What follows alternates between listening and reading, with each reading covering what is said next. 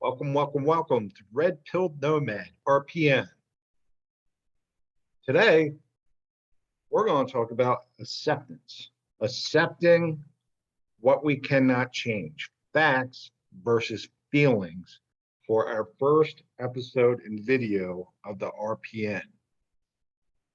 Now, what do I mean by facts versus feelings? Well, if you're an RPN, then you believe in change. You believe in living your best life. And you believe in leaving things behind that no longer add value. So I'm recording this July 17th, 2021 in South Carolina, just outside Charlotte, United States. I'm 43 years old. I'm not married. I don't have kids. I didn't go through an expensive divorce. And as a straight man, middle-aged man, I am not optimistic about this country or the U.S. economy and its influence, and dare I say, the U.S. empire. Every empire fails. The U.S. dollar is going to crumble due to the debt. Okay, it's been $50 since Nixon took us off the gold standard. And I think the only thing keeping us going right now is that a lot of other countries, China, and a lot of corporations are also in debt. So it's almost like a standoff. With that said, I think the entitlement programs that my late parents had are gone. Bye-bye. Bye-bye. I think the gynocentrism that we see and all the other nonsense will continue in parallel to South Africa. So what am I doing? I am making my plans to get out of Dodge. First with dual citizenship, I'm thinking Malaysia, and then eventually expatriation. I'm divesting my assets, real estate holdings. I'm looking into the best way to diversify, okay, gold, silver, as well as to utilize, after research, analysis, offshore banks and investment companies, portfolios, etc. Facts versus feelings. Ben Shapiro says this all the time. I think the entitlement programs are going to be gone. I think the dollar is going to collapse. I think the U.S. economy is going to see a bear market like it may have never seen before. When? I don't know. But I'm hedging my bet. I am reducing my liabilities here in the States, meaning divesting the real estate, moving money out.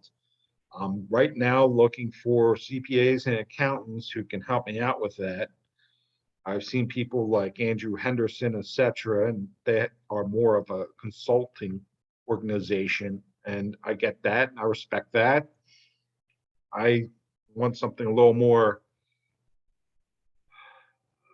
concrete, I guess, for what my tax liability would be, what hedge I'll have against that government or that bank failing or the government collapsing, etc. It's my retirement. And that leads into the next part, right? Why are you doing this? Well, I mentioned I am middle-aged. I don't have kids. I don't have that stuff hold me down. And I'm not in this episode, go against the family man thing, right? I understand that. But that said, I now have a 7-figure net worth. I want to keep it, as much of it as possible, right? If the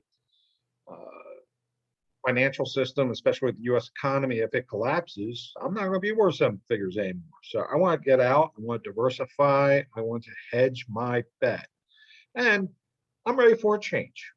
Okay. Some of us aren't, but I have been working since college in the corporate world in some way, shape, or form now.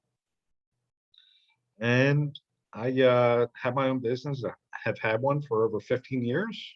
I've taught college as an adjunct professor. I've been a marathoner and Ironman triathlete, yada, yada, yada. I've accomplished a lot of things, and it's just time to move on. I lost my folks recently too, and that really expedited things, right?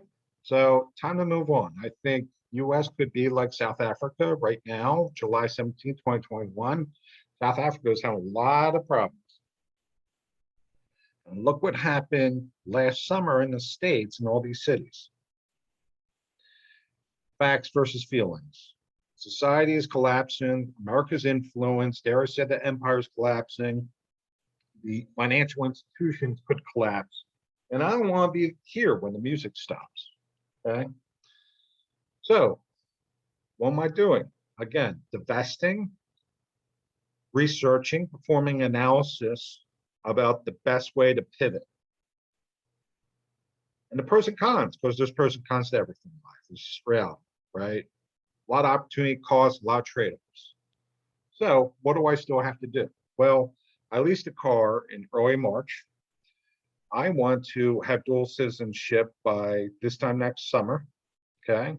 So my 3-year lease will have a year and a half, maybe. So I need to look into my options there, maybe at least turn in or some type of negotiation. I also have a house where I'm recording this right now in South Carolina. So if I can expatriate before the housing market has a slump, then I will divest. If not, I mentioned dual citizenship, keep the US citizenship and maybe have a Malay citizenship, right? Malaysia, and live in Mexico for a little bit with a visa, right? On the Pacific side. So again, first episode, first video, I made this decision. Okay, it's time to go. Not overnight. So I'm going to leverage this channel to document and help illustrate my feelings, my decisions, my actions, and the effects of those decisions and actions. So thank you very much. And until next time, RPN, here we go.